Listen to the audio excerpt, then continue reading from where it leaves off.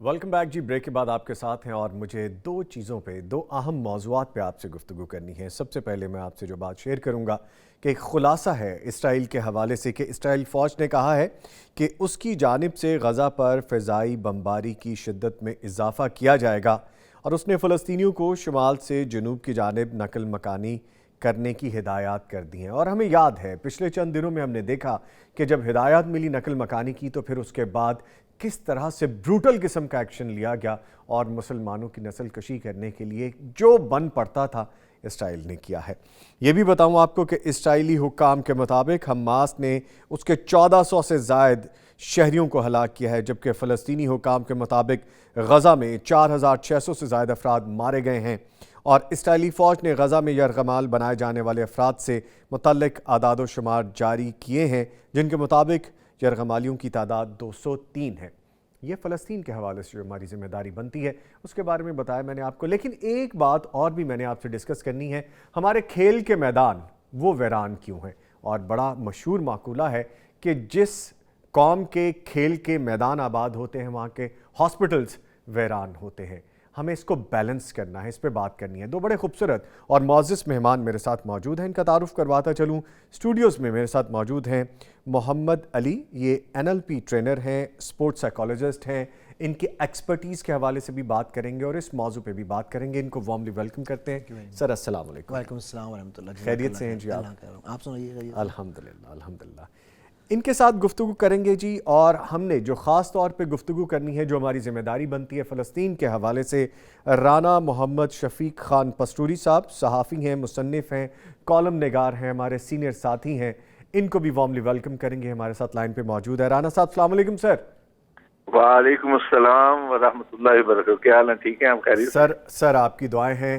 محبت تو یہ ہے کہ ہم آپ کو اسٹوڈیوز میں ملتے ہیں اور پھر ہم گفتگو بھی کرتے ہیں اور آپ سے سیکھتے بھی ہیں، لیکن آج چونکہ آپ کی اپنی بھی کچھ ذمہ داریاں لیکن آج آپ دل میں ہیں. جب ذرا گردن چکائی دیکھ لی سر. بہت میں ہے تصویر یار، جب ذرا گردن چکائی دیکھ. سر ذرا نوازی کا شکریہ. اللہ تعالیٰ آپ کو جزائے خیر عطا فرمائے. سر جب ہم بات کرتے ہیں بیت المقدس کی اسلام میں اہمیت کے حوالے سے، ہم بات کرتے ہیں فلسطین کی اہمیت کے حوالے سے، ہم بات کرتے ہیں اپنے مسلمانوں کے اس بروٹل قسم کے قتل و غارت کے حوالے سے، جو ہم اسرائیل کے اس ایکشن کے حوالے سے بات کرتے ہیں. مجھے آپ سے بہت سی باتیں کرنی ہیں اور آپ سے سیکھنا ہے کہ اب یہ وقت کیا ہے. ہمارے اس بیت المقدس کی اسلام میں جو اہمیت ہے اس کے بارے میں بتائیے، پھر آگے بڑھنا ہے مجھے. دیکھیے، اسلام میں تو جو اہمیت ہے وہ تو پوری دنیا کے مسلمان جانتے ہیں کہ ہمارے لیے وہ مسجد اقصی کی حیثیت سے، قبلہ اول کی حیثیت سے ہے. لیکن اس کی اہمیت اس لیے بھی ہے کہ وہ سرزمین جو ہے وہ انبیاء کی سرزمین ہے. انبیاء کے تقدس اور انبیاء کی تعلیمات کے حوالے سے بھی اسلام جو ہے وہ اس کا وارث ہے.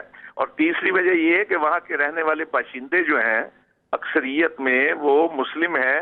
اور یہ جو تاثر دیا جاتا ہے نا کہ وہ یہودیوں کی ہماجگاہ تھی یا یہودیوں کا معبد تھا، اس لیے وہ ان کا حق بنتا ہے. تو اس طرح تو پھر پاکستان کے کتنے علاقے جو ہیں وہ سکھوں کے حوالے کر دینے چاہیے. ٹیکسلا جو ہے بدھ مت والوں کے حوالے کر دینا چاہیے. کٹاس مندر جو ہے وہ شیو مت والوں کے حوالے کر دینا چاہیے. مسئلہ یہ نہیں ہے، مسئلہ یہ کہ تاریخی تسلسل کو دیکھنا چاہیے. خود یہودی جو ہیں بنی اسرائیلی، یہ کب پہنچے ہیں وہاں؟ مطلب تاریخ کا مطالعہ کریں تو یروشلم جو شہر ہے وہ 7000 قبل مسیح میں بنایا گیا تھا، جبکہ حضرت داؤد علیہ السلام نے اس کو فتح کیا تھا 1000 قبل مسیح میں. تو حق تو پھر ان کا ہوا نا جو ان سے پہلے تھے. پھر بعد میں حضرت سلیمان علیہ السلام نے 961 قبل مسیح میں یہ ہیکل بنایا. پھر ہیکل جو ہے حضرت سلیمان کے بیٹے کے دور کے اندر ہی 5 سال کے بعد جب بیٹا رابعام جو ہے بنا حکمران، تو مصری حکمران نے آ کے اس کو تباہ کر دیا. اور یہ جو ہے یروشلم کا جو سلطنت تھی اس کو 2 حصوں میں بانٹ دیا گیا، ایک سامریہ بن گیا، ایک یہودا بن گیا. یہودا کے رہنے والے یہودی کہلائے، سامریہ کے رہنے والے سامری کہلائے. حضرت عیسیٰ علیہ السلام جو ہیں وہ بھی تو بنی اسرائیل سے تعلق رکھتے تھے. حضرت عیسیٰ سے پہلے لوگ اپنے آپ کو جو ہے بنی اسرائیلی یعنی یہودی کہتے تھے. حضرت موسیٰ کی طرف، حضرت داؤد کی طرف، سلیمان کی طرف منسوب تھے. لیکن حضرت عیسیٰ کے آنے کے بعد سارے کے سارے وہی لوگ تھے، انہی میں سے عیسائی ہوئے تھے. لیکن میں تاریخی تسلسل بتانا چاہتا ہوں جی کہ بعد میں جو ہے نا حزقیہ نے اس کو آباد کیا، تو پھر 586 قبل مسیح کے اندر بخت نظر نے اس کی اینٹ سے اینٹ بجا دی، تباہ و برباد کر دیا. اس کے سارے آثار اٹھا کر لے گیا. تابوت سکینہ جس میں حضرت موسیٰ علیہ السلام کا عصا یعنی آپ کی لاٹھی تھی، حضرت ہارون کی پگڑی تھی، اس میں من سلوا کے کچھ حصے موجود تھے، اور تورات کی ٹوٹی ہوئی تختیاں اس میں موجود تھی، ان کو اٹھا کر لے گیا. جو مقدس برتن تھے ان کو اٹھا کر لے گیا. اور آج تک یہودی جو ہے مارے پھر رہے ہیں، جگہ جگہ کھدائیاں کر رہے ہیں. ان کو تابوت سکینہ نہیں ملا جو بخت نصر 586 قبل مسیح میں اٹھا کر لے گیا تھا. پھر 538 قبل مسیح کے اندر کارا نے، جس کو سائرس دی گریٹ کہا جاتا ہے، سائرس اعظم، اس نے اس کو بحال کیا، بنایا، اور اسی نے تورات کے لیے کہا کہ جی اس کو دوبارہ لکھا جائے. حضرت عزیر نے حجی نبی اور زکریا بن برقیہ کی مدد سے اس کو لکھا. اس کو کتاب عزرا کہا جاتا ہے، تورات نہیں کہا جاتا. پھر اس کے بعد ابن توکس نے حملہ کیا. پھر اس کے بعد جب دارا نے بلایا تو اس کے بعد ابن توکس کا حملہ جو ہے وہ تاریخ کے اندر موجود ہے. پھر اس کے بعد یہ ہوا کہ ہم مزید آگے بڑھیں تو 64 قبل مسیح میں روم کا ایک جرنیل تھا پومی، اس کو بھی پومی دی گریٹ کہا جاتا ہے. اس نے اس کو جلا کر راکھ کر دیا، تباہ و برباد کر دیا، بالکل ختم کر دیا ہیکل کو، جس کو بیت المقدس ہم کہتے ہیں. بیت المقدس یا بیت المقدس تینوں طرح ٹھیک ہے. تو اس کے بعد قومی نے جب کر دیا تو پھر اس کے بعد ہیروڈوٹس آیا، جس کو ہیروڈس بھی کہا جاتا ہے، جس کے دور میں حضرت عیسیٰ پیدا ہوئے. اس نے اس کو بنایا لیکن اس نے اصل ساخت ختم کر دی. اور یہ دیوار گریا جو ہے یہ اس کی بنائی ہوئی ہے، جس کے ساتھ یہودی لپٹ کے روتے ہیں اور کہتے ہیں کہ اس کے نیچے ہے ہیکل کی نشانیاں. اب یہودی یہ چاہتے ہیں جو موجودہ مسجد اقصی ہے یا قبۃ الصغریٰ ہے، ان سب کو ختم کر دیا جائے، اکھیڑ دیا جائے، اور نیچے سے ہیکل کی جو ہے نا وہ. اچھا پھر اس سے بعد میں کیا ہوا؟ 19 قبل مسیح کے اندر پھر روم کا ایک بادشاہ تھا ٹائٹس، اس نے آ کر پھر اس کو تباہ کر دیا. پھر حضرت عیسیٰ علیہ السلام پیدا ہوئے. حضرت عیسیٰ علیہ السلام نے یہودیوں پر سب سے بڑا الزام یہی لگایا تھا کہ انہوں نے ہیکل کے تقدس کو پامال کیا. اور مزے کی بات یہ ہے کہ یہودیوں نے اسی بہانے سے حضرت عیسیٰ علیہ السلام کو سزائے موت دلوائی. یعنی دونوں کا الزام یہ تھا کہ ہیکل کی توہین کی جا رہی ہے، ہیکل کے تقدس کو پامال کیا جا رہا ہے. یہ وہ چیزیں جو بائبل کے اندر، جو موجودہ بائبل ہے اس کے اندر یہ چیزیں موجود ہیں. قطع کلامی کی معذرت، جیسے آپ فرما رہے ہیں کہ بیت المقدس یا یروشلم پر تینوں جو آسمانی مذاہب ہیں، جو سب کا دعویٰ ہے اس پہ، لیکن دعوے میں اختلاف کا جو حل ہے وہ اب کیسے ممکن ہے؟ انسانی جانیں ضائع ہو رہی ہیں. وہی کہنے لگا ہوں. جی دیکھیے، جو لوگ وہاں کے باشندے تھے یہودی تو وہاں سے بھاگ گئے تھے. میں یہ عرض کرنا چاہتا ہوں، سن 135 عیسوی کے اندر جو اپنا بادشاہ تھا روم کا، اس نے حال چلوا دیا تھا اس شہر پر. یہودیوں کو چن چن کے قتل کیا تھا. جو بچ گئے ان کو غلام بنا کر بیچ دیا. باقی یہودی وہاں سے بھاگے. کچھ جو ہے نا بخت نصر کے دور میں بھاگے. یہ جو ہمارے ہاں ہندو کہلاتے ہیں، اپنے آپ کو آری کہلاتے ہیں، یہ بھی اپنے آپ کو بنی اسرائیلی کہتے ہیں. وہاں سے بھاگ گئے تھے. جو وہاں موجود رہے وہ عیسائی بن گئے حضرت عیسیٰ کے آنے کے بعد. حضرت عیسیٰ علیہ السلام جو وہاں کے باشندے تھے، جب اسلام آیا تو وہی لوگ مسلمان ہو گئے. جو اصل باشندے ہیں حق انہی کا ہے، ان سے پوچھا جائے. اب مثلا ہم راجپور اور جاٹ جو ہیں مسلمان ضرور ہوئے ہیں، لیکن یہاں کے رہنے والے باشندے ہیں نا. ہم تو اپنے آپ کو عربی نہیں کہلواتے. تو جو فلسطینی ہے وہاں کے مقامی باشندے ہیں، ان کا حق ہے. اور جب حضرت عمر کے ساتھ معاہدہ کیا تھا عیسائیوں نے، تو اس نے باقاعدہ شرط لگائی تھی کہ یہودی یہاں موجود نہیں، ان کو شامل نہ کیا جائے. اور کوئی ان کی اس وقت عبادت گاہ نہیں تھی. پھر سلطان صلاح الدین ایوبی کے ساتھ 1186 میں جو معاہدہ ہوا، اس میں بھی یہی الفاظ تھے. یہودیوں کو تو لا کے بسایا گیا ہے یہاں 1920 کے بعد، اور باقاعدہ اس کے لیے بہانہ بنا کے ہٹلر نے ان کو بہیمانہ طریقے سے قتل کیا. یہ بہانہ بنا کر ان کو آباد کیا گیا. اصل میں یہودی جہاں بھی جاتے تھے وہاں کی حکومتوں کو زج کر کے رکھ دیتے تھے. اس لیے استعمار والوں نے ان سب کو جو ہے نا عرب کے علاقوں کے اندر اور مسلمانوں کے دل کے اندر حضرت قائد اعظم کے الفاظ میں کہ قلب اسلام کے قلب کے اندر خنجر گھونپا گیا، نجائز ریاست بنائی گئی تھی، اور باہر سے لا کر ان کو، اور ابھی بھی جو اسرائیل کے اندر رہائشی ہیں ان میں سے 1/3 سے زیادہ لوگ جو ہیں ان کی شہریتیں امریکہ، برطانیہ، فرانس وغیرہ دوسرے ملکوں کی ہیں، روس کے بہت زیادہ لوگ لا کر بسائے گئے ہیں۔ اب ان کی خواہش یہ ہے اچھا کہ سر، غزہ کی جب ساری پٹی خالی کروا دی جائے۔ جی ٹھیک ہے، اچھا سر، جیسے آپ امریکہ اور برٹن کی بات کر رہے ہیں تو کیا یہی ریزن ہے، جیسے آپ نے ابھی فرمایا کہ بہت سے لوگ وہاں پہ موجود ہیں ان ملکوں کے، کیا وجہ ہے؟ ہم دیکھتے ہیں بہت مرتبہ ایسی چیزیں سامنے بھی آئی ہیں اور لابنگ بھی نظر آتی ہے، امریکہ اور برٹن خاص طور پہ لابنگ کرتے ہیں، اور اسرائیل کا جب بھی کوئی ایسا وقت ہوتا ہے وہ سیکنڈ کرتے ہیں اس کی بات کو، اس کی بقا کے لیے اس کے ساتھ سٹینڈ کرتے ہیں، یہ کیا ریزن ہے؟ اس کی دیکھیں، اپنا 1947 میں 29 نومبر 1947 میں اقوام متحدہ میں باقاعدہ قراردادوں کے ذریعے سے یہ پاس ہوا تھا کہ 2 ریاستیں وہاں بنا دی جائیں، ایک یہودیوں کے لیے اسرائیل اور ایک فلسطینیوں کے لیے فلسطین۔ یہ 1947 میں قرارداد پاس ہوئی۔ اس سے اگلے سال اکتوبر 1948 کے اندر اسرائیل تو بنا دیا گیا، فلسطینی ریاست کو قائم کرنے کے لیے جا رہے ہیں ابھی تک، یعنی اسی طرح کا معاملہ ہے جس طرح کشمیر کے ساتھ معاملہ ہے، لیکن مشرقی تیمور کو انہوں نے آزاد کروا دیا۔ اب معاملہ صورتحال یہ ہے کہ غزہ کے اندر صرف مسلمان نہیں، وہاں عیسائی بھی آباد ہیں۔ اصل میں یہ چاہتے ہیں اسرائیلی اور اجتماعی قوتیں یہ چاہتی ہیں کہ وہاں سے صفایا کر دیا جائے فلسطینیوں کا، بمباری کے ذریعے سے نسل کشی کر کے، یا ان کو مجبور کیا جائے نقل مکانی پر۔ یہ جو کہا ہے نا مصر نے کہ آپ ڈٹے رہے ہیں، اور خود فلسطینیوں نے کہا جی کہ ہم نہیں یہ جگہ چھوڑیں گے، اس لیے کہ اسرائیل چاہتا یہ ہے کہ ان کو ڈرا کر، ان کو مار کر غزہ کی پٹی کو صاف کر دیا جائے اور یہ سارا کا سارا علاقہ جو ہے نا اسرائیل کے اندر شامل کر دیا جائے۔ ٹھیک ہے، اچھا یہ فرمائیے گا کہ جو مسئلہ فلسطین کا مستقل حل ہے، اس میں ہم عالم اسلام کا جو کردار ہے وہ کیا ہونا چاہیے؟ ہمیں لاہ عمل کیا اختیار کرنا چاہیے؟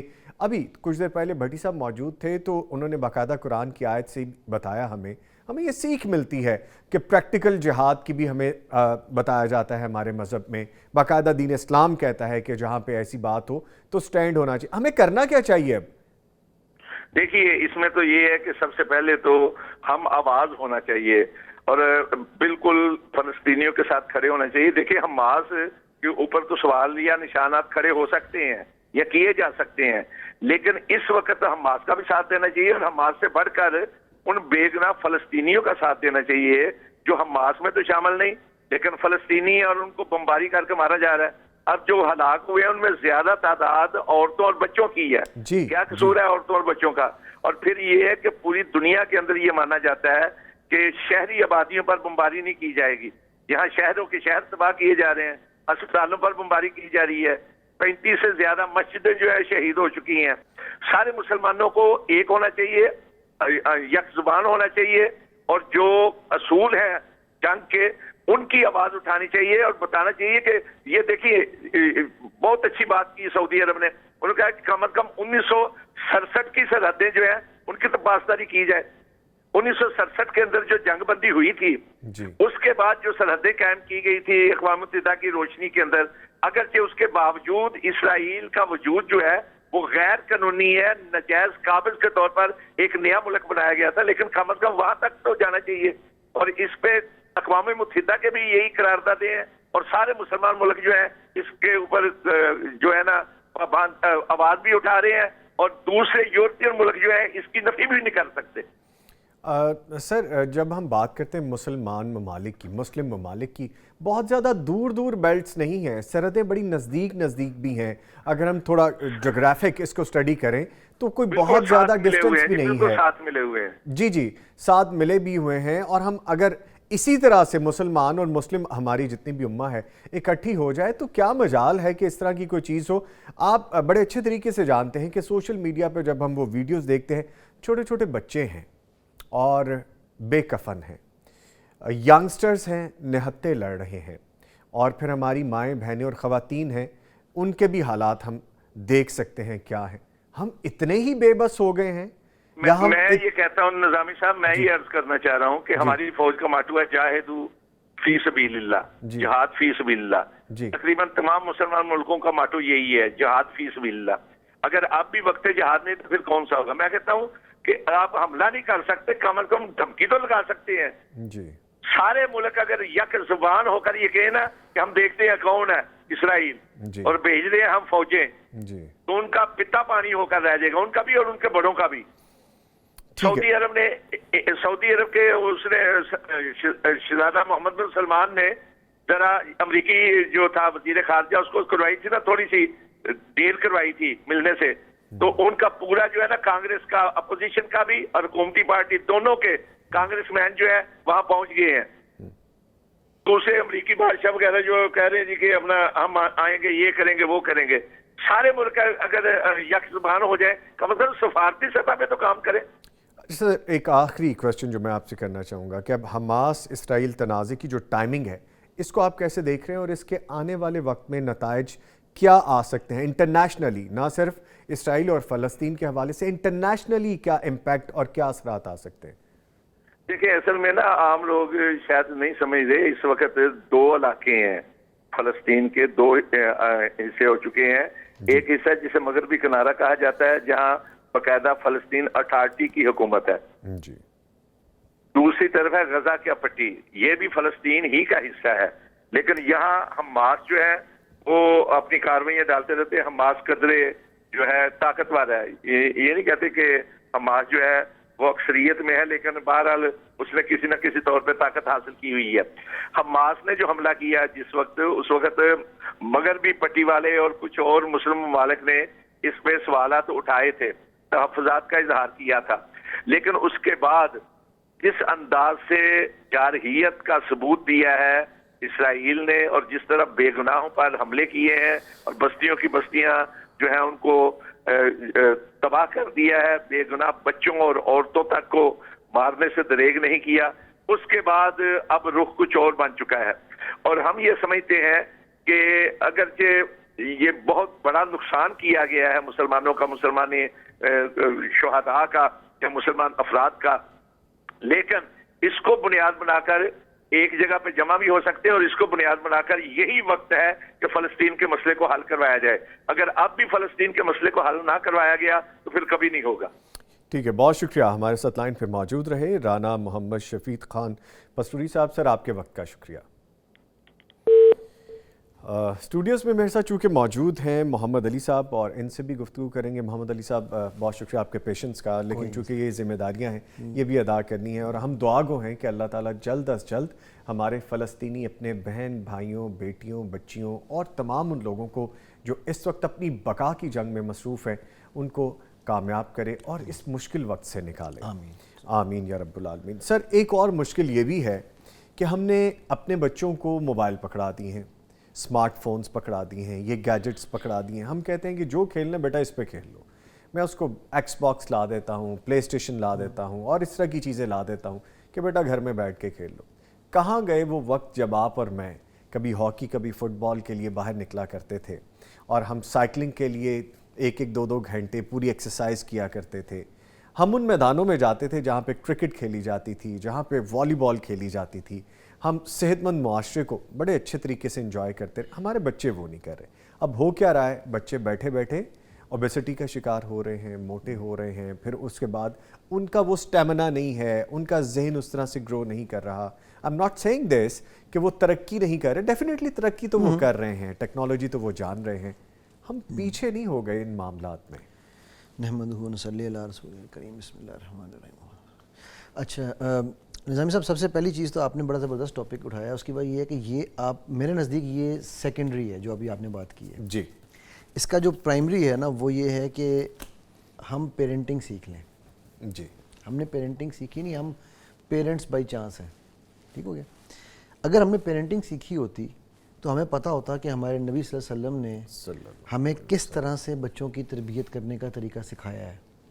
اور میں 8th میں تھا جب میری نظر سے یہ حدیث گزری کہ 3 گیمیں بچوں کو سکھانی چاہیے، گھڑ سواری، تیر اندازی اور تیراکی. جی، میں نے چوتھی چیز اس میں خود ایڈ کر دی، وہ تھی عربی. ٹھیک ہے. اور الحمدللہ میرے سارے بچے یہ چاروں کام کرتے ہیں. میری بیٹی جو ہے وہ ماشاءاللہ باحجاب پاکستان کی پہلی فیمیل ہارس بیک آرچر ہے جو انٹرنیشنلی پاکستان کو ریپرزینٹ کرتی ہے. یونیورسٹی میں 3 ماشاءاللہ 9 کا اپنی جی پی اے لے کے جا رہی ہے. ماشاءاللہ. ٹھیک ہے. بیٹا میرا پروفیشنل کرکٹر ہے. ٹھیک ہے. اور اس کے ساتھ وہ اپنی یونیورسٹی میں ماشاءاللہ وہ بھی 3+ کا جی پی اے سے جا رہا ہے. چھوٹی بیٹی ماشاءاللہ میری وہ باسکٹ بال کی کیپٹن ہے اپنے اسکول کی. ٹھیک ہے. اور اس کے ساتھ ساتھ اور یہ سب ماشاءاللہ حجابی اور نقابی ہیں بچیاں میری. ٹھیک ہے. اور اس کے ساتھ ساتھ جو ہے وہ اس میں او لیولز میں اسٹریٹ اے سٹارز ہیں اور وہ اے لیولز میں بھی اس نے دینا ہے. ٹھیک. چھوٹا بیٹا جو ہے وہ بھی ابھی چھوٹا ہے 5ویں میں ہے لیکن وہ بھی ساتھ اپنی گیم رکھ رہا ہے. اب یہ میں نے کیوں کیا؟ پہلی ریزن سمپل تھی کہ وہ حدیث میرے لیے اینڈ ہے. اس کے بعد یہ بات تو آپ نے کر دی. مجھے اب یہاں پہ آپ کو تھوڑا روکنا پڑے گا. آپ نے یہ کر تو لیا, آپ نے ایک ہمیں چیز بتا دی, پیرنٹنگ سیکھنی ہوگی. بڑی دفعہ اس پہ گفتگو بھی ہوئی. آپ نے کہاں سے سیکھ لی, آپ نے کیسے اس کو اڈاپٹ کیا؟ میں اس کو سمپل اگر بات بتاؤں نا تو میں 2 چیزیں کہوں گا. ایک تو ظاہر ہے سب سے پہلے اللہ کا کرم, بیکاز دیکھیں شعور تک ہم شاید علم سے تعلیم علم اور پھر شاید شعور تک ہم پہنچ جائیں, بٹ حکمت اور دانائی اللہ نے اپنے پاس رکھی ہے. قرآن میں اللہ کہتے ہیں کہ وہ میں ہر ایک کو نہیں دیتا. دوسرا یہ تھا کہ میرے والد صاحب اللہ تعالیٰ ان کے درجات بلند کریں, وہ ہمیشہ نا انہوں نے ہمیں ایک چیز پہ انکریج کیا اور وہ تھا سپورٹس. جی ٹھیک ہے. مطلب میں رزلٹ جیسے مرضی پڑھائی کا ڈنڈا بہت ہوتا تھا ہمیں, لیکن ساتھ کوئی نہ کوئی گیم انہوں نے کہا کہ لازمی کھیلنی ہے, جاؤ باہر گراؤنڈ میں جاؤ. تو مطلب وہ اس چیز سے پھر جب میں نے وہ 8ویں میں وہ پڑھی حدیث پڑھی تو میرے وہ دماغ میں بس اللہ نے فکس کر دی کہ یار جب میرے بچے ہوں گے نا میں نے ان کی تربیت ایسے کرنی ہے. اور اس تربیت کے اندر میرے ذہن میں یہ تھا کہ میں نے ان کو پروفیشنل نہیں بنانا تھا. کیوں میرے ذہن میں یہ تھا ہی نہیں کہ پروفیشنل کیا, میرے ذہن میں تھا اچھے, کیونکہ ایک اللہ کے نبی صلی اللہ علیہ وسلم کی ایک اور حدیث ہے کہ کبھی مسلمان جو ہے اللہ کو زیادہ پسند ہے. کبھی کی ڈیفینیشن کیا ہے؟ کبھی کی ڈیفینیشن یہ نہیں ہے کہ وہ محمد کبھی کی طرح ایکٹنگ کرے گا. ٹھیک ہے. کبھی ڈیفینیٹلی توانا, تندرست, صحت مند, پہلوان ہونا ضروری نہیں ہے. کبھی ہونا ضروری ہے. ٹھیک ہے. تو وہ اب وہ قوت جو ہے, اور یہ جو ابھی آپ فرسین والی بات بھی کر رہے تھے کہ ہم مسلمانوں کو کیا ہو گیا, تو اس پہ وہ بلکہ وہ اقبال کا ایک شعر بھی ہے نا, ایک ہوں مسلم حرم کی پاسبانی کے لیے. ٹھیک ہے.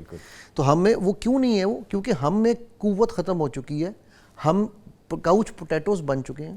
ٹھیک ہے. اور ہم نے جس چیز کو چھوڑا, میں ایک جملہ اپنے بچپن سے ہم سنتے تھے کہ پڑھو گے لکھو گے تو بنو گے نواب, کھیلو گے کودو گے تو ہوگے خراب. میں اس جملے کو ریورس کر چکا ہوں. ٹھیک ہے. اور پریکٹیکلی الحمدللہ میں نے ابھی آپ کو اگزامپل دے کے بتایا کہ میں کہتا ہوں کہ پڑھو گے لکھو گے تو ہوگے خراب, کھیلو گے کودو گے تو بنو گے نواب. For the lighter note, but yes یہ ٹرم اور ہے, یہ ٹرم اور ہے. میں تو جنرلی میں بھی لائٹر نوٹ پہ بات کر رہا ہوں. یہ جیسے آپ کہہ رہے ہیں. اچھا وہ جو معقولہ تھا, ہم تھوڑا اس پہ ایک لائٹر نوٹ پہ گفتگو بھی کر لیں. وہ معقولہ تھا کہ اگر آپ ان کاموں میں پڑے رہیں گے جو کہ فضول کام ہیں اور ایسے کام ہیں جو وقت, تعلیم اور آپ کی انرجی ضائع کرتا ہے, تو اس کے حوالے سے.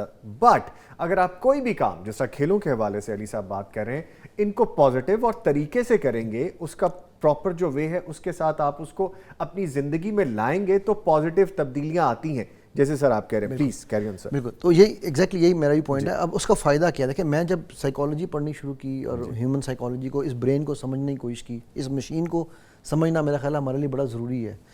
تو مجھے سپورٹس کے اندر جو سب سے امپورٹنٹ, ایک لیڈر کی کوالٹیز میں کیا کیا سب ٹاپ کوالٹیز کیا ہوتی ہیں؟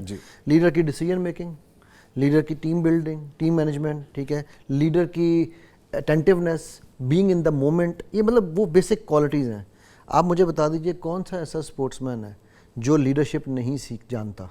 کون سا ایسا سپورٹس مین ہے جو سپلٹ سیکنڈ, آپ cricket, football, hockey, squash, you name it. اچھا میں الحمدللہ اس میرے آج کے پیٹ کو نہ دیکھیے, 50 سال میں آ کے ایسا ہو جاتا ہے لیکن میں نے اس خطے میں ہونے والی تمام سپورٹس الحمدللہ اچھے لیول پہ کھیلی ہیں. یونیورسٹی تک کھیلی ہے. یونیورسٹی میں اسکواش کا کیپٹن تھا, یونیورسٹی کے ایتھلیٹکس کا کیپٹن تھا, میں اپنی یونیورسٹی کرکٹ ٹیم میں تھا, فٹ بال ٹیم میں تھا. تو میں نے الحمدللہ اچھے لیول پہ گیم کھیلی. آج کل کون سی گیم آپ کی فیوریٹ ہے, کون سی کھیلتے ہیں؟ آج کل تو جی صرف واک کی گیم رہ گئی ہے. اچھا چلے, اگر وہ بھی آپ کر لیں آن دا سیریس نوٹ تو وہ آپ کے لیے بڑا ہیلدی ہے. نہیں الحمدللہ واک کر رہا ہوں. اور ویسے میں نے اسکواش کھیلی ہے اپ انٹل 8 سال پہلے تک. میں کمپٹیٹیو لیول پہ اسکواش کھیل رہا تھا. پروفیشنلی کھیل رہے تھے؟ جی بالکل کھیل رہا تھا. اچھا ویری گڈ, ویری گڈ. اچھا ٹھیک ہے سر, یہ چیزیں تو بڑی خوبصورت. اب ہم اپنے بچوں کو, کاؤچ پوٹیٹو آپ نے بڑا خوبصورت ٹرم یوز کی, میں بھی یہی کرتا ہوں کہ بیٹھے ہوئے کچھ کھا بھی رہے ہیں اور پھر گیم بھی چل رہی ہے, یہ والے معاملہ چلتے ہیں, میں اس کو کیسے اٹھاؤں وہاں سے؟ प्ले स्टेशन से कैसे निकालूं, अपने स्मार्टफोन से कैसे निकालूं, अपने टैब से कैसे निकालूं और मैं उनको ग्राउंड ले जाऊं। हम अपने बच्चों को किस तरह करें, जो हमारे बच्चे देख रहे हैं, जो हमारे पेरेंट्स देख रहे हैं, जो हमारे बड़े देख रहे हैं, क्या करें उनको? बिल्कुल, फरिश्ते से बेहतर है इंसान बनना, मगर इसमें पड़ती है कुछ मेहनत ज़्यादा। तो मैं ये कहता हूँ कि अगर आपने बच्चे को ग्राउंड लेकर पहुँचाना है ना, तो आपको उसके साथ जाना पड़ेगा, आपको खुद जाना पड़ेगा। ठीक है, ठीक है, क्योंकि जब बच्चा वो नहीं करेगा जो आप उसको कहेंगे, बच्चा वो करेगा जो आप उसे करके दिखाएंगे, जो आप करेंगे। जो आप करेंगे। आप अगर नमाज पढ़ेंगे तो बच्चा नमाज पढ़ेगा, लेकिन अगर आप नमाज नहीं पढ़ रहे तो वो नमाज के लिए उसको कोई इंटरेस्ट नहीं आएगा। सो उसमें सबसे इंपॉर्टेंट, हम लोग कहते हैं आज हमारे पास टाइम नहीं है, हम झूठ बोलते हैं। हमारे पास दोस्तों के साथ बैठने के लिए टाइम है, इसके लिए टाइम है, इसके लिए टाइम है, टिकटॉक देखने के टाइम है। हम झूठ बोलते हैं, और हम झूठ, मेरी नानी अल्लाह ताला उनके दर्जात बुलंद करें, क्या करती थी कि पंजाबी में अगर आप इजाजत दें, उनका जुमला पंजाबी में ही बोलूंगा मैं, वो कहते हैं किदे नाल झूठ बोलता है इंसान, सिर्फ अपने नाल झूठ बोलता है। यस, ठीक है, किसी के नाल झूठ नहीं बोलता। Very true. तो अब हम जब अपने आप से झूठ बोलते हैं ना कि वो टाइम नहीं है, हाँ, फ़र्क कहाँ है, हमारी प्रायोरिटी नहीं है। मैं कहता हूँ यार अच्छा बेटा जाओ, तुम परे हट जाओ, चलो परे हट जाओ, ठीक है। अब मैं अगर बच्चों के साथ एक्टिविटीज़ खुद नहीं करूँगा, मैंने अपने बड़े बच्चों को भी ख़ास तौर पे मैं रोज़ खुद लेके जाता था। मेरी बेगम ने माशाल्लाह बहुत मेहनत की कि जब मैं नहीं बिज़ी हूँ तो वो लेके जाती थी कि उनको ग्राउंड पहुँचाना, ठीक है। सो ये हमारे लिए एक बेसिक नीड है। उस बच्चे का तो कसूर नहीं है, वो तो एक क्लीन स्लेट थी, उस पर आड़ी तिरछी लकीरें मैंने लगाई हैं ना। तो आज अगर वो 10 साल 12 साल का हो गया है, तो जो मैंने गलत काम किया है उसको रिवर्स भी मैं ही कर सकता हूँ, नंबर 1। नंबर 2, जब बच्चा बाहर जाएगा ना तो खेलने दें इन्हें इश्क की बाजी। इंशा का एक शेर है, मैं बड़ा फेवरेट है मेरा, खेलने दें इन्हें इश्क की बाजी, खेलेंगे तो सीखेंगे, अब कैस की या फरहाद की खातिर खोलें क्या स्कूल मियाँ। तो इनको जाने दें, ये 2-4 दफ़ा गिरेंगे, चोटें लगेंगी, हाय हाय मेरा बेटा। मैं आपको एक छोटी सी बात बताता हूँ निज़ामी साहब, बड़ी मज़ेदार ये है कि अभी मैं स्कूल में साहब से बात हो रही थी, उन्होंने स्कूल के, उन्होंने कहा यार ये बच्चे खेलने आते नहीं हैं, हमने इनको फुटबॉल ग्राउंड भी दिया, सब कुछ दिया, खेलने नहीं आते बाहर, राइट। तो मैंने कहा आपके फुटबॉल ग्राउंड में मिट्टी है? कहते हैं मिट्टी से तो बचाना है इनको। मैं 21 साल यूएई रह के आया हूँ, वहाँ पर हर स्कूल के, जिस स्कूल में एक लोकल इमाराती बच्चा भी पढ़ रहा है, उस पर फ़र्ज़ है कि वो अपना एक सैंड पिट बनाएंगे और उस इमाराती बच्चे ने उस सैंड पिट में जाके ज़रूर खेलना है आधा घंटा डेली। जी बिल्कुल, ये बहुत ज़रूरी है, बहुत ज़रूरी है। तो वो कहते हैं यार इस मिट्टी से इनको जोड़ो, और हम कहते हैं ओए मिट्टी मिट्टी मिट्टी मिट्टी। सर गोरे ने कितनी तहकीकें कर दी हैं इस पे, कितनी रिसर्च दे दी हैं, अब वो बाकायदा उसका बात लेते हैं, जैसा सन बात होता है, उसकी बहुत सी और रीजंस हैं। हमारे वो बड़ों की जो पुरानी रिवायात हैं कि चहल कदमी करना, सुबह सवेरे या शाम को घास पे नंगे पाँव चलना, मिट्टी के ऊपर चलना और फिर मिट्टी के साथ कसरत करना, हमारा तो बाकायदा खेल भी है, ट्रेडिशन है हमारा कि जिसमें मिट्टी के साथ ही आप खेल के, मिट्टी के साथ ही जोर करके आप पहलवान बनते हैं। अच्छा सर, इसका साइकोलॉजिकली जो इफेक्ट है, हमारे बच्चे किस तरह स्ट्रांग बनते हैं? एक वो बच्चा जिसने ज़िंदगी भर बस यही खेला है, इन्हीं गैजेट्स पे रहा है, और एक वो बच्चा जो इसके साथ साथ फिजिकल एक्सर्शन करता रहा है, खेल के मैदान में रहा है। इन दोनों का नफ्सियाती जो लेवल है, साइकोलॉजिकली क्या फ़र्क होगा? ओके, बहुत अच्छा सवाल है जी आपको। फिर सबसे पहली चीज़ ये है कि जो बच्चा आपका काउच पोटैटो है, जिसको मैं दोबारा वही वर्ड यूज़ करूँगा, उस बच्चे को आप अगर देखेंगे तो सबसे पहले he will have very low self esteem, ठीक है। He will have very high, जिसको मैं कहते हैं ना कि ग्रेटिफिकेशन, इंस्टेंट ग्रेटिफिकेशन। वो कहता है, वो कहेगा यार ओहो मैं हार गया, मुझे किसी ने लाइक्स नहीं भेजे जी फॉर। अच्छा, लेकिन उसके बरक्स जो बच्चा आपका ग्राउंड जा रहा है, वो वहाँ पर मेहनत करके, क्योंकि एक केमिकल है जो कि नेचुरल केमिकल है, डोपामीन उसे कहते हैं, जनरेट होता है हमारी बॉडी में। अगर वो डोपामीन आपका फिजिकल एक्टिविटी से जनरेट हो रहा है तो आपकी बॉडी कंज्यूम करेगी और उसको आपकी बॉडी में को एनर्जाइज करने के लिए यूज़ करेगी। अब वही डोपामीन पैदा हो रहा है मोबाइल पे गेम खेलने से भी, अब वो तो पैदा तो हो रहा है जी, कंज्यूम कहाँ होना है। वो आपको याद होगा, मेरे जो दादा थे या उनके जो भाई थे ना, वो हम लोग कभी गांव जाया करते थे तो वो सुबह नाश्ते पे 2 किलो देसी घी खाते थे। हाँ, देसी घी की इंटेक बड़ी होती थी हमारे। अब हम कहते थे यार ये इतना देसी घी किधर जाता है। लेकिन वो जब वो पंजाबी कही थे ना कि वो सरगी वेले जिसले खेतां च काम करन जाते, वो ये उनकी एक्सर्शन थी बिल्कुल, तो वो डोपामीन उनका कंज्यूम हो रहा था जी। अब हमारे इस बच्चे का सबसे बड़ा, मेरे पास केसेस आते हैं, ठीक है, कि जी बच्चा डाउन है, बच्चा डिप्रेस्ड है। अच्छा, फिर इन बच्चों में विजुअल एडिक्शन बढ़ जाती है। अब विजुअल एडिक्शन मैं کارپوریٹ ٹرم یوز کر رہا ہوں, اس کے بہت ساری نیگیٹو اسپیکٹس ہیں, ٹھیک ہے. پھر ان بچوں کی دوستیاں نہیں ہیں, ان کی ساری دوستیاں جو ہیں وہ فیک ورلڈ میں ہیں. ان کے وہ ایسے کر کے وہ اپنی سیلفیاں لیں گے, وہ جو ہے نا وہ because they want instant gratification چاہیے نا ان کو, کیا مجھے ملے. اب وہ جنریشن تیار ہو رہی ہے وہ ڈپینڈنٹ جنریشن ہے آن یو ٹیلنگ می کہ یار میں خوبصورت ہوں یا نہیں ہوں. او یس. وہ جنریشن یہ بھول رہی ہے کہ جب اللہ سبحانہ وتعالیٰ کہتے ہیں میں نے تمہیں احسن تقویم کر دیا, you are my best creation, تو تمہیں کسی فیئر اینڈ لولی کی یا کسی اور چیز کی ضرورت رہ جاتی ہے اس کے بعد. لیکن چونکہ اس جنریشن کی برین کو ہم گرو نہیں کرنے دے رہے, ٹھیک ہے. اب جب برین گرو نہیں کر رہا تو ایک ریسرچ ہوئی تھی, میں آپ کو بڑی انٹرسٹنگ ریسرچ بتاتا ہوں. انہوں نے, کیونکہ ہم تو ماشاءاللہ علم ہمارے لیے نہیں ہے, ہم تو صرف فالوورز ہیں, ٹھیک ہے. تو مطلب میں طنزاً نہیں کہہ سکتا کہ کیا کہوں, یہ بھی ایک ڈائلما ہے. تو وہ نا گورو نے ایک ریسرچ کی, انہوں نے دیکھا کہ وہ ایتھلیٹس جو فرسٹ سیکنڈ آتے ہیں وہ کیا کرتے ہیں, ان کے برین کا اسکین کیا, اور جو تھرڈ فورتھ ففتھ سکس والے ہیں ان کے برین کا اسکین کیا. And top 6 athletes does not mean کہ ان میں سے کوئی بھی کام ہوگا, رائٹ.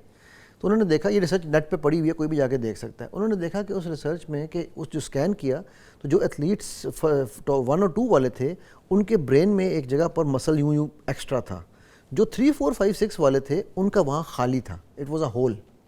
سو برین کے مسلس کی ڈیولپمنٹ نہیں ہو رہی تھی وہاں. اچھا, انہوں نے اسپیسیفکلی ان ایتھلیٹس کو 3 4 5 6 والوں کو ان مسلس کی ڈیولپمنٹ کرائی برین کے اس حصے کی فار 6 months, اور 6 مہینے میں جب ان کا وہ مسل بنا پھر ان کو 6 مختلف ریسوں میں دوڑایا گیا, دے آل بیکیم فرسٹ. اوہ ویری نائس. اچھا, باقاعدہ ایکسرسائز ہوئی, باقاعدہ ایکسرسائز کی گئی. اچھا اچھا. اب یہ میں ایتھلیٹس کی بات کر رہا ہوں, تو اب امیجن کریں کہ وہ بچہ جس نے دماغ استعمال نہیں کیا اس کے کیا حال ہوگا, کیا حال ہوگا. ٹھیک ہے. اچھا, جو آپ نے بات کی تھی کہ چوٹ لگ جائے گی, یہ نہ کرنے دیں, باہر نہ جانے دیں, میں اپنا ایکسپیرینس بتاتا ہوں. مائی ینگسٹ بوائز ماشاءاللہ ٹرن ٹو بی 10, اور اب یہ ہے کہ میں ان کے ساتھ ایکزرشن کرنا, کیونکہ جم شم جانا وہ میری اپنی ایک روٹین ہے, اور وہ میرے بچے بھی اس کو اڈاپٹ کرتے ہیں, وہ بھی کرتے ہیں میرے ساتھ. تو سائیکلنگ ہو رہی تھی. ایک شام ایسے ہی میں آ رہا تھا ٹریننگ کر کے, اور بچے ساتھ سائیکلنگ کر رہے تھے, تو میرا چھوٹا بیٹا گر گیا. وہاں پہ کمپیریٹیولی ڈارک زیادہ تھی, تو سم ہاؤ کہیں سے کوئی چیز لگی, تو اس کا کافی زیادہ نی, بازو اور یہ جگہ کافی زیادہ ریش آئے, اور بڑے سیریس قسم کے آئے, تو وہ تھوڑا ڈر گیا. تو اب اس میں یہ ٹرننگ پوائنٹ تھا کہ آپ اب اگر بچے کو ڈرا ہوا سہما ہوا چھوڑ دیں گے, وہ کبھی سائیکلنگ نہیں کرے گا, وہ کبھی ایکسرسائز نہیں کرے گا, وہ کبھی باہر نہیں نکلے گا. پھر وہ آہستہ آہستہ آپ کو ساتھ کرنا ہے, جیسے آپ کہہ رہے تھے کہ ہمیں پیرنٹنگ سیکھنی ہوگی. بالکل. اگر مجھے اپنے بچوں کو لے کے جانا ہے میدان میں, مجھے ان کے ساتھ جانا ہوگا, ایکسرسائز کروانی ہے یا ان کو کوئی کھیل کروانا ہے, تو اس میں انوالو ہونا. پھر ہی کامز آؤٹ, وہ آہستہ آہستہ اس ٹراما سے باہر آیا, اب جاتے ہیں ماشاءاللہ دوبارہ. تو کہنے کی بات یہ, جب تک ہم کرنے نہیں دیں گے وہ ایکسل نہیں کریں گے, وہ ہوگا نہیں. میں آپ کو ایک چھوٹا سا واقعہ اپنا سناتا ہوں. میرا بیٹا نا پانی سے شروع میں ڈرتا تھا. اچھا, ٹھیک ہے. تو ایک میں خود سوئمنگ کے لیے ساتھ لے کے آیا تھا, چھوٹے والے کی بات. تو وہ ایک دن بلکہ اس کو میں نے اپنے کندھے پہ چڑھایا, وہ ایسا چڑھا کندھے پہ کہ اس نے مجھے نیچے دبا دیا. مطلب مجھے ایک قسم کا نا وہ اتھو جسے کہتے ہیں نا, وہ ڈر گیا, مطلب وہ اس نے مجھے, اب وہ ڈرا. تو میں نے جب نیچے سے واپس نکلا ہوں اوپر, تو میں نے اس کو آگے سینے سے لگا, میں کہا یار چھا گئے ہو, آج تم نے مجھے پانی میں بریدنگ سکھا دی. Oh my God, yes. Now for that fear was actually converted into, اس کو ہم کہتے ہیں NLP کی زبان میں ریفریمنگ. ٹھیک ہے. اور میں نے اس کو ریفریم یہ دیا کہ بھائی تم نے اس چیز سے مجھے ایک نئی چیز سکھا دی. اچھا, تو اس کے بعد اگلی دفعہ سے اس نے میرے ساتھ گیم کر کے شروع کیا کہ وہ چلے ہم یہ گیم کریں دوبارہ سے. ناؤ آئی واز ریڈی کہ وہ مجھے نیچے دبائے گا. وہ پہلی دفعہ تو اتفاقاً ہوا تھا, رادر دین صاحب نکلتے یہ کیا کیا تم نے, وہ اور سہم جاتا اور ڈر جاتا. ایگزیکٹلی. ٹھیک ہے. سو اب یہ جو میں بار بار کہتا ہوں نا, پیرنٹنگ سیکھنی کیوں ضروری ہے, کہ یہ وہ بیسک چیزیں ہیں جو آپ نے جس طرح بھی کہا, بڑا اگر وہ بچہ گر گیا, یار بچے گرتے ہیں شاہ سواری میدان جنگ میں. میری بیٹی جو ہے وہ کئی دفعہ گری ہے, اس کا سر جا کے لگا گھوڑے سے, بڑا بیٹا وہ گرا, چھوٹی بیٹی گری, چھوٹا بیٹا گرا, یہ لوگ گرتے ہیں. ٹھیک ہے. گرنے کے ہم خود گرتے رہے, ہماری کونیاں بازو چلتے رہے. وہ میرے جو ایک انکل ہوتے تھے, وہ کہتے ہوتے تھے, میں جب 4-5 سال 6 سال تک کی بھی عمر تک, وہ کہتے تھے یار تیرے نئے ٹچ ٹچ کہاں لگے ہوئے ہیں, مطلب پورا منہ چھلا رہا تھا میرا, چوٹیں لگتی تھی بالکل. اور ہمارے والدین اس معاملے کہتے ہیں اچھا لگ گئی ہے نا, جو جا کے وہ دوائی آئیوڈیکس پڑی ہوئی ہے, کیا وہ کیا ہوتی تھی, پائیوڈین, وہ جا کے لگا لو.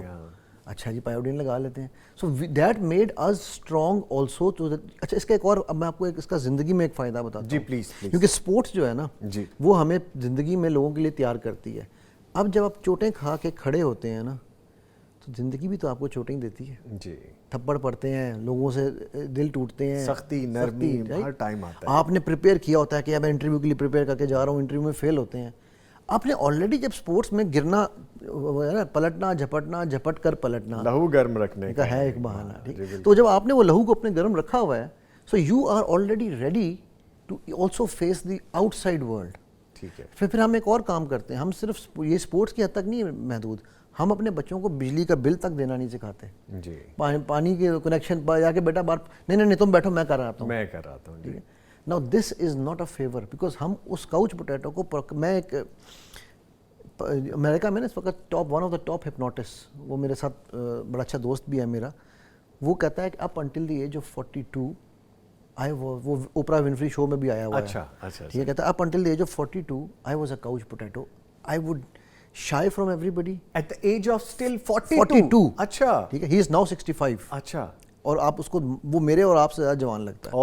اس نے ڈسکور اپنے آپ کو کیا کوئی 20-25 سال پہلے, 20-22 سال پہلے. اچھا, کہتے ہیں میں اٹھتا نہیں تھا, میری شادی بھی ہو گئی تھی, میرے بچے بھی ہو گئے تھے, میں بس آنا آفس میں بھی ڈرتے ڈرتے جانا اور آگے بیٹھ جانا اور ٹھپ ٹھپ ٹھپ ٹھپ ٹھپ, اور وہ ہی واز 240 پاؤنڈس.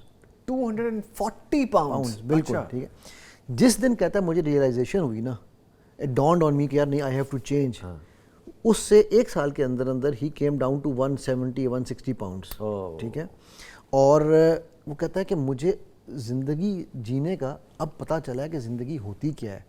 میں پہلے کسی ایک بندے سے, ان نون بندے سے بات نہیں کر سکتا تھا. یہ اگین کاؤچ پوٹیٹوز کے نقصان ہے, کیونکہ وہ اکیلے رہتے ہیں نا, آئسولیشن. اچھا, پھر ہم ان کو ایک بڑا لیبل دے رہے ہیں آج کل, بڑا, میرے سائیکالوجسٹ کے ساتھ یہ بڑی پرابلم رہتی ہے, وہ لیبل دے دیتے ہیں یہ انٹروورٹ ہے بچہ انٹروورٹ نہیں تھا. آپ نے اس کو آئسولیٹ کیا کر کے, بالکل, اس کے اندر وہ انٹروورشل ٹینڈنسیز پیدا کر دی ہیں. ٹھیک, وہ کہتا ہے کہ میں اب جو زندگی جی رہا ہوں, مجھے اب سمجھ آئیے کہ زندگی تھی کیا. I wasted 42 years of my life. میرے ساری اپریہینشنز, فیئرز, ٹھیک ہے, میری 2 شادیاں ٹوٹیں کیونکہ مجھے یہ تھا کہ یار یہ عورت میری زندگی میں آئی تو مجھے شاید کاؤچ سے اٹھنا پڑے گا اس کے لیے. ٹھیک ہے, so every thing he was doing was going negative, but just by adding activity. اور ایکٹیویٹی کیا, جو آپ نے جم کا ذکر کیا, وہ جم ہی اس نے جم شروع کیا تھا. اور جم بھی ہمارے یہاں جم کا کانسیپٹ کیا ہے, آرنلڈ شوارزنیگر, ویٹس اٹھانا, آرنلڈ بننا نا. ایروبکس کو تو ہم سمجھتے ہی کچھ نہیں. ایگزیکٹلی, وہ کہتا ہے کہ میں نے جم کاؤچ سے شروع کیا تھا. میں نے کہا وہ کیسے؟ وہ کہتا ہے کہ میں نے کیا کیا کہ وہ کتابیں پڑھی ہوتی تھیں میری, ٹھیک ہے, تو میں نے کتابیں لے کے اپنے آپ کو شروع کرنا شروع کر دیا. اچھا, میرا دل کر رہا ہے کہ یہ گفتگو ختم نہ ہو اور سیگمنٹ آگے بڑھتا جائے, لیکن چونکہ آپ کو پتہ ہے لائیو پروگرام ہوتا ہے اور پھر ہمیں بریک کی طرف بھی جانا ہوتا ہے. انشاءاللہ ہم ڈیفینیٹلی کوشش کریں گے ایک اور ایسی فروٹفل سیٹنگ رکھیں اور مزید جان بھی سکیں انشاءاللہ. So thank you very much, player having you, بڑا اچھا لگا جی آپ سے مل کے. جزاک اللہ خیر, اللہ تعالیٰ آپ کے لیے آسانی کا معاملات کریں. بارک اللہ جی. لیں جی, اس کے ساتھ ہی میں اپنے معزز مہمان کا شکریہ ادا کروں گا. محمد علی صاحب NLP ٹرینر تھے, اسپورٹ سائیکالوجسٹ تھے, اور اس کے ساتھ ہمیں رانا محمد شفیق خان پسروری صاحب جو کہ سینئر صحافی, مصنف اور کالم نگار تھے, انہوں نے بھی ہمیں فون پہ جوائن کیا.